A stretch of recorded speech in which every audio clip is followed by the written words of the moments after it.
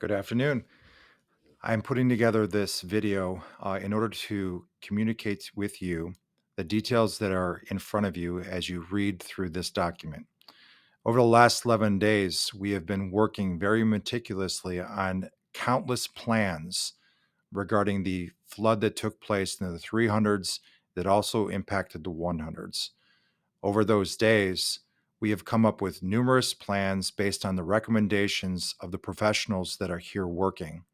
And these plans will probably be ever changing throughout the course of this semester.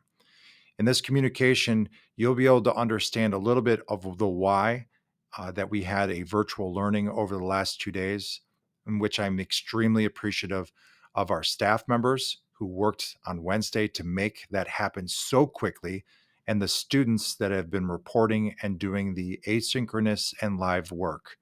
I know it's not ideal. I know that as everyone in our district is back to in person learning, the whole purpose and the whole intention that I and my team have made, including our district administrators, was make a plan, come up with a plan that every single student can be in your building safely and learning. We can tell you that we can verify that all the undisturbed areas in our building have been checked for air quality test and they've been verified that they are clean and clear for return to school. And that's positive because that gave us the green light to come up with our learning plan. Students, it's really important that you check Infinite Campus. I'm being extremely candid. You must check Infinite Campus. Why? The classes in which you are taking are the same classes, but there is a likelihood that the locations have changed. The fact that we have the entire 100s offline, except for 106, 108, 109, and the entire 300s offline, except for the band and choir for Monday, means that we have alternate locations for those classes. Sometimes we were able to place them into periods that had vacancies, whereas other times we had to place them in locations that were not classrooms. You will notice in this document that we have indicated areas that are going to be new learning spaces for the duration of the time that we need to before we are allowed to place students safely into the classrooms that are deemed cleared for return. You will look in this document and see many FAQs that we have put together because, as a parent myself, I understand in the administrator role what's going on in the building. But in a parent role, you're asking, what about this? Could you consider that? What's happening here? Are you doing this? How do I confirm that it's safe? What about the staff? What about activities? I thought of everything I could possibly, and I had my department chairs go in there and ask questions, and then we verified what the answers will be.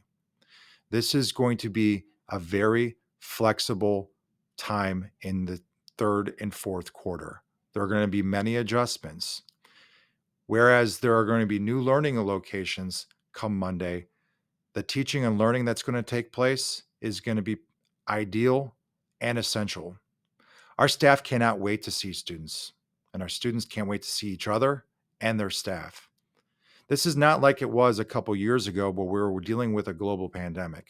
This is isolated to our building.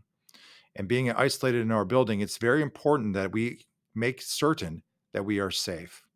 So, individuals that choose and need and ask and require if they could use PPE, absolutely. Never going to turn that down from you. But those that say I don't need them, you don't need them based on the recommendations that we have from the air quality tests that deem that our building is safe and secure in the undisturbed areas. You may ask all of us, well, what about the disturbed areas? They're going to be working on them. How are you going to make certain that they're going to be safe? In this document, you will see what the certified professionals are doing to make certain what they do during a time where students are in the building and work is going to be taking place. You will see about the airtight chambers. You're going to hear about visqueen. You're going to hear about barriers. You hear all of those things in which the individuals that are going to be doing the work, when they do the work, They will be communicating to us and we'll be communicating back with you. So in this document, I wanted to make certain of a few areas. The only thing that we had to take offline, which is really, it's monumental, were two art classes that were happening in fourth period. And we hate doing that. I love art. You can look behind me. You can see that I like drawing. I love graphic design and I like video editing. Art's my baby.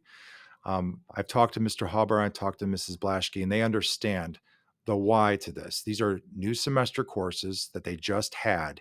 It was its third and fourth quarter. These classes will be back online for next school year. So there's time to take these classes. And again, if any student that is like, I really want to do these art classes and I don't have it on my schedule, and you want to do an independent study with that teacher, just not meet during a specific class time, you have every right to take an independent study. Maybe you have a study hall, and so you can take that specific course without being in that room, but having that teacher give you feedback. That's always available to you. Doesn't have to be in an emergency situation. But a couple things that you need to understand. We will make a subsequent video here so you can see these locations, but we are going to have temporarily a classroom in the media center at the tables that we have down there. We do have whiteboards. We have a collaborative space there where we're going to turn into a classroom space. We have back room conference rooms that are going to be retrofitted with small learning spaces where we have classes that are smaller in size that can fit in those areas. We also have guided study that has been turned into a quiet learning area by Mrs. Tominski that is going to be fitted into kind of a moderate sized classroom.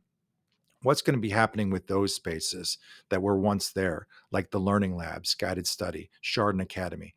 Well, we're building out locations throughout the periods in the cafeteria where they're going to be retrofitted there in a large gathering space, but those teachers that were there supporting you will be there supporting you around tables. You're also going to notice that there is the auxiliary gym that's online. Yes, we had to take the auxiliary gym to make it a learning space for 7 periods. We have certainly, that is probably one of the cleanest spaces in the building. Mr. Salatino and his crew do a great job. Those mats are going to be moved. There will be a classroom set up, and each night that there is practice, they're going to take that down, sanitize the mats, have practice, re-sanitize the mats, move them again, set up a classroom. We are also going to use the upper gymnasium. Now, that one is the one that kind of hits my heart the most because it's not ideal. We understand that. Health class is going to report there, and we're hoping that it's temporary. We're hearing regarding the professional certified people that certain rooms that did not have water in them but happen to be adjacent to the 100s and 300s, they're going to be able to put up barriers and airtight chambers, visqueen and semi-permanent walls that are locked that will not disrupt the work that they're doing, but keep those areas safe and be able to hopefully at some point next week get a few more classrooms online so we can move those areas back into space. We're also using the cafeteria lounge. That used to be the old staff lounge. Cafeteria lounge now is going to be built for a classroom that can fit about 20 students. And what it's important though is you check Infinite Campus, check your schedule, check it frequently. And we're going to ask you to do it again next week because certain rooms that are in those locations, when rooms become available, we're going to take that entire section of 7 periods and move them into that space. And I know it's not fair and it's not right if you're like, well, that's where we used to have this class. In order to build this system, we all have to be flexible. Our staff is being very flexible. Our students are being very flexible, and we have to be flexible. As I mentioned to you, it's about our why. Our why. What is our purpose? You know, we can quote the mission of the school district of high achievement for all students where learning is our most important work. We can. But what does that mean in reality? That means we have people working nonstop to guarantee we can bring people together.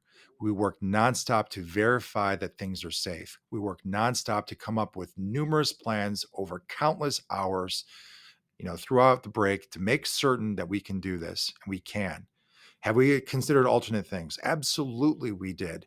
but we knew that they would disrupt other locations, and we knew that would also disrupt the learning that we were doing here at an 8 to 12 learning model, where all of our students are integrated into 100% of high school classes, regardless of the grade level that you're in.